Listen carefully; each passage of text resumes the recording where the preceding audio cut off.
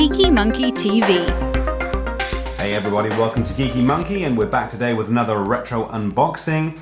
And we figured since we've done a couple of videos on Star Wars recently, it's only fair that we pay homage to the other great sci-fi space opera, that being, of course, Star Trek. So we're looking today at the Dinky Toys U.S.S. Enterprise, which was released in 1976, and that was about 10 years after the show first aired in the U.S. It started in the U.S. in 1966, and didn't come to the UK until 1969, after it had finished in the States. And it was picked up by BBC One, and it aired in the, of all things, the Saturday afternoon time slot, typically reserved for Doctor Who. So clearly the Beeb thought it would appeal to the same sci-fi sensibilities as Doctor Who. Now, Dinky Toys, obviously a legendary toy line from the Meccano toy brand. And I was surprised, a lot of people don't know this, but Meccano was actually started by Frank Hornby, who most people only know as the guy behind Hornby Railways, but he started Meccano back in 1908. And before it was bought out numerous times, starting in the late 60s, by everybody from Line Brothers to Airfix. And Dinky itself, during one of those many fire sales and buyouts, was purchased by Matchbox Toys back in the late 80s, another famous British die-cast toy manufacturer. And today it's actually owned by Mattel, of all people. It's a defunct brand, it's not active, but you can be pretty sure that sooner or later Mattel is probably going to resurrect it. So, yeah, back in the late 60s, mid to late 60s, Dinky was doing a lot of licensed toys, mainly from a lot of Jerry Anderson shows, actually, everything from Thunderbirds to Space 1999, as well as other shows like The Prisoner and New Avengers. So Dinky Toys, a very, very famous British company, doing a lot of toys based on very, very famous British TV properties. And then, of course, it branched out into the Star Trek series. So we'll take a look at the box here. Beautiful illustration on the front. As you can see there, color of model may alter from illustration. And patent applied for. The patent for something we'll have a look at in a moment, which may also have been lawsuits as a result of that. Not for the patent, I hasten to add, but for personal injury. Not a lot else going on in the box. As you can see, it's number 358 in the product line. Similar artwork on the back, bit of blurb on the bottom, but here's the cool thing, as you can see at the top. Made by Meccano Limited, Binns Road, Liverpool. That's the legendary, the iconic Binns Road factory where Meccano set up shop. In 1914, the Binns Road factory, it survived the Blitz. The Nazis couldn't stop the Binns Road factory. Unfortunately, the same couldn't be said when Airfix took over Meccano in 1979, and closed it down, thus ending 70 years of British toy making. Very, very sad. So you can open the box here, and of course we're greeted with the instructions for the transfer positions, and maybe you'll remember these, you'll probably remember effing and blinding at the same time. Water transfers, water decals, those were a headache and a half to affix. I'm sure many of you who are now parents remember your own parents, probably your dad, throwing minor tantrums about the place. So you can see the box that we've got is fairly, well, actually it's not that beaten up, in all fairness, because when you look at a lot of the boxes from this toy that are around in the market today, they're in way worse condition than this. But it doesn't have the interior packaging, but we don't really care about that. This is what we care about. NCC 1701 U.S.S. Enterprise.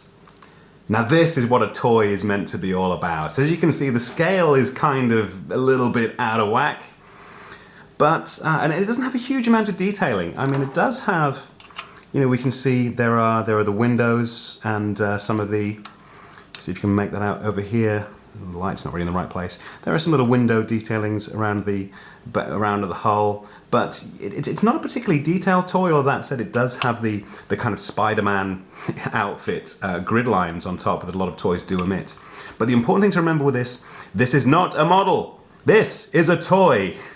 It's kind of like, I feel like Woody had a Toy Story. You are a toy! And that's exactly what this is. Toys didn't used to take themselves so seriously. It doesn't matter if it's not to scale, it doesn't matter if It doesn't have all the detail in the world. This is fun to play with. And as you can see around here, we've got the warp nacelles both intact, as is the deflector dish.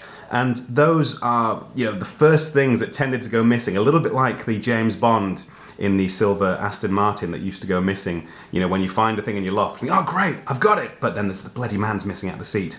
And these pieces were often to be found missing, as is, look at this, the shuttlecraft.